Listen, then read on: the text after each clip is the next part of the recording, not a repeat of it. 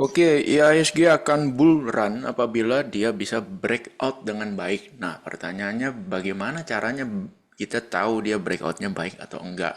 Sedangkan pada tahun ini, tahun 2024, itu dia sudah mencoba breakout dan berhasil 3 hari bertahan di atas resisten. Lalu hari keempat, smackdown. Ya, retest, gagal, smackdown. Nah, ini kan bikin bikin spaneng ya, bikin pusing. Nah, seperti apa sih ciri-ciri breakout yang valid? Jadi bukan sekedar breakout, tapi breakoutnya harus valid. Nah, kita tentu saja tinggal melihat kejadian-kejadian di masa lalu. Dari situ kita bisa pelajari. Ambil contoh nih yang tahun 2010 ya. Anda bisa lihat di sini ya, tahun 2010 breakout. Apa yang terjadi setelah breakout? Rally, kemudian smackdown ya. Nah, di sini ini yang namanya retest ya, tes ulang. Resisten yang saya gambar ini yang warna biru ini sudah dilewati. Lalu setelah dilewati dites apakah resist itu sudah berubah fungsi menjadi support atau tidak. Dia melakukan retest. Anda lihat ketika di smackdown yang terjadi adalah 2 hari kemudian rebound. Setelah rebound kemudian dites lagi. Kuat ya, resist yang berubah menjadi support, supportnya kuat. Ya. Dan pada saat terjadinya pengetesan ini Anda bisa lihat di bawahnya volumenya itu ibaratnya berapa kali candle test ini, 1, 2, 3, 4, 5, 6, 7, 8 8 candle ini ya. Proses tes ini Anda bisa lihat mayoritas volume transaksinya di bawah rata-rata volume moving average 50 hari. Jadi bisa dibilang tidak ada niat untuk menurunkan pada dasarnya. Ya.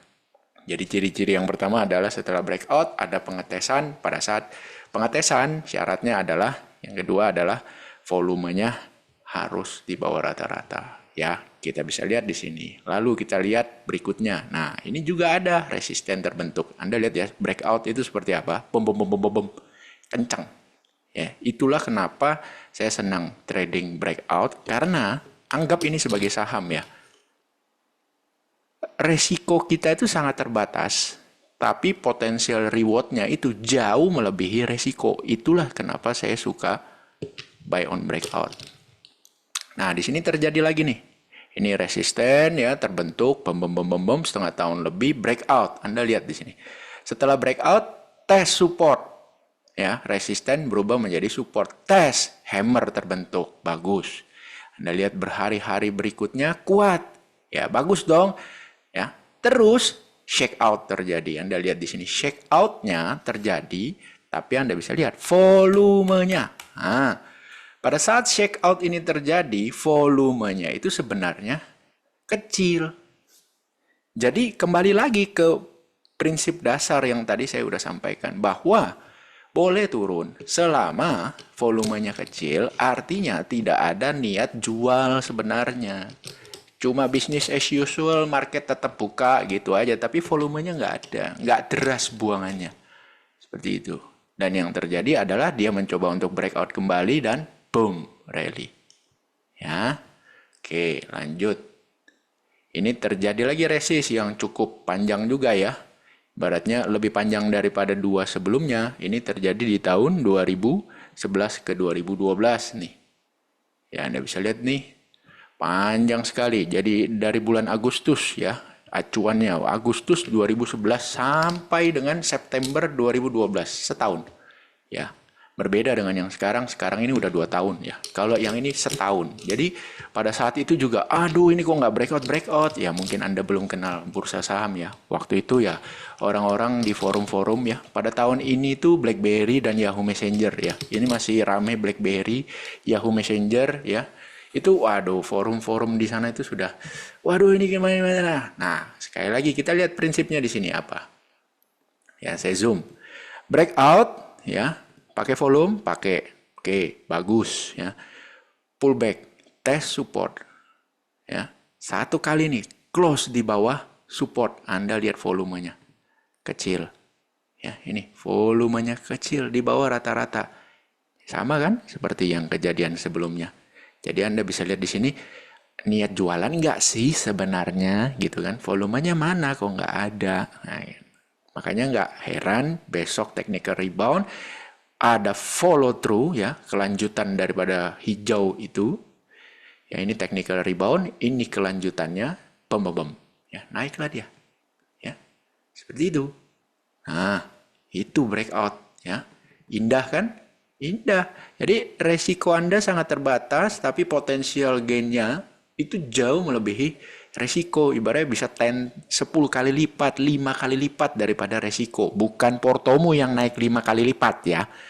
Tapi 5 kali lipat itu reward versus risk-nya. Bukan portonya yang naik 5 kali lipat.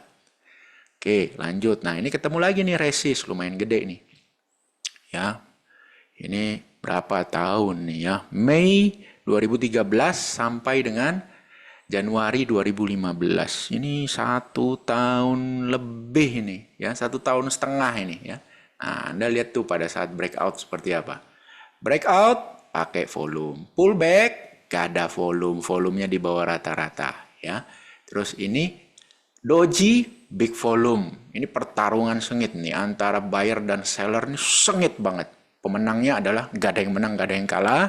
Tapi dari sini kita bisa lihat sebenarnya seller itu nggak bisa tekan harga di bawah resisten yang udah berubah jadi support ini. Gitu jalan ceritanya.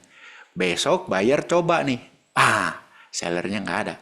Coba. Oh kok nggak ada ya tekanan jualnya. Aman-aman aja. Kita masih di atas resist nih teman-teman. Ya kan? Kita masih di atas resist nih. Ya udah gas aja bos. Gas. Tuh naik.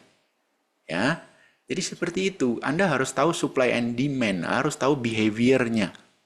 Terus terjadi krisis 2015 ya, ini neraca perdagangan kita defisit, kemudian pertumbuhan ekonomi kita melambat, ya something like that lah. Ini di 2015 Februari ya, sampai dengan 2017 Februari. Jadi 2 tahun juga nggak tembus resist Pak. Nah, pada saat tembus, mirip-mirip nih, mirip-mirip sekarang nih. Pada saat tembus, nah ini Anda lihat nih. Breakout, nggak ada volume Pak. Pullback, nggak ada volume juga. Jadi ibaratnya ini sama-sama tunggu-tungguan. Buyer, seller sama-sama tunggu-tungguan. Ini bayarnya, ini gue udah spend money segini, kok bayarnya masih jualan. Tapi buyer jualan juga kayak nggak niat. Bayarnya takut hilang barang juga, jadi tunggu-tungguan, volumenya kecil Pak. Tunggu-tungguan, harganya muter-muter di sana, nggak ada yang action, ya udah jalan aja, business as usual, pang, naik Pak. Karena sellernya nggak niat jualan, nggak ada candle merah dengan volume gede, nggak ada. Ya, ini makanya dia bisa naik. Oke, jadi Anda sudah tahu prosesnya supply and demand-nya seperti apa. Lanjut lagi nih. Ini 2 tahun nih ya, 2 tahun mirip-mirip sekarang nih kondisinya. Wow. Tuh ya, betapa indahnya main breakout itu ya. Saya bingung tuh orang-orang kenapa nggak suka main breakout ya. Bingung saya. Tapi ya sudahlah, tipe orang kan beda-beda ya. Terus, nah kita yang sekarang ini. Nah, Anda coba lihat. Besoknya apa yang terjadi? Pullback. Ya, pullback pada saat pullback. Pak Ji, itu kan volumenya kecil kok. Ya kan? Betul, volumenya kecil. Tapi meskipun volumenya kecil, besok lanjut, Pak. Gitu loh. Beda dengan yang tadi. Volumenya kecil pada saat candlenya merah, tapi besok rebound. Ini enggak. Volumenya kecil, tapi besok lanjut turun. Meskipun dengan volume yang kecil. Jadi artinya seller masih menang. Makanya kayak back. Cuma sebenarnya nggak niat jualan. Makanya dia masih bertahan. Survive, bikin base lagi, konsolidasinya lagi. Cantik ini sebenarnya. Udah cantik ini. Udah cantik. Breakout, pakai volume, ya. 3 hari bertahan. Bagus sudah sebenarnya. Anda lihat. Boom, smackdown. Lihat volumenya. Ya, besar di atas average nih volumenya. Ya, average-nya di sini, volumenya di sini. Nah, sudah. Tergenapilah apa yang ciri-ciri yang harusnya tidak ada pada saat breakout terjadi. Ya, jangan sampai ada candle merah volumenya gede, jangan. Makanya nggak heran ini terjadi. Candle merah volume gede, harganya ke bawah. Ya, terus lanjut lagi. Coba Anda lihat, ini breakout. Enggak, tutupnya jadi bawah resist. Breakout. Enggak, tutupnya jadi bawah resist. Ya, tapi ini sudah menandakan bahwa nggak kuat. Bayarnya itu nggak ada modal, Pak. Nggak niat juga buyernya untuk bikin naik. Buktinya nggak bisa tutup di atas resist. Ya udah katanya seller, daripada keduluan lu yang jual, gua bening profit taking duluan. Peng, peng, peng. Ya, ini harga turun volume naik. Harga turun volume naik. Gak heran dia lanjut lagi bikin low baru. Gak heran Pak. Ya, gak heran. Oke. Nah, naik lagi sekarang. Anda lihat, begitu dekat resist, ya semakin mendekati resist, Anda lihat candlenya itu udah makin, ibaratnya bodinya makin nggak ada. Yang tadinya dari bawah itu bodinya ada gitu ya, ini ada body, ada body, ada body, ada body. Sekarang bodinya kecil, kecil, kecil, kecil, kecil, kecil, kecil. Bingung, ini naik nggak ya, naik nggak ya. Bayarnya juga udah kehabisan napas karena dia buy dari bawah. Males gue buy lagi di sini, goblok bah. Masa gue buy di sini lagi ya kan? Gue mau enjoying aja dulu. Sekarang gue mau lihat sellernya gimana, jualan apa enggak. Nah, mendekati resist, Anda lihat nih hati-hati. Candle merah. Ya, volume gede. Tapi kan itu flat Pak sebenarnya. Oke, no problem. Ya, besok rebound tuh Pak. Iya, mana volumenya? Nggak ada. Di bawah rata-rata masih. Ya, terus. Anda lihat di hari tanggal 23 Juli. Volumenya gede tuh. Tapi kan turunnya 0,1 aja Pak minusnya. Ya, betul. No problem. Besoknya turun, follow through ya, kelanjutan penurunan, ya kan? Tapi untungnya volume pada saat kelanjutan penurunan volumenya tidak sebesar hari sebelumnya. Jadi masih bisa nafas lega.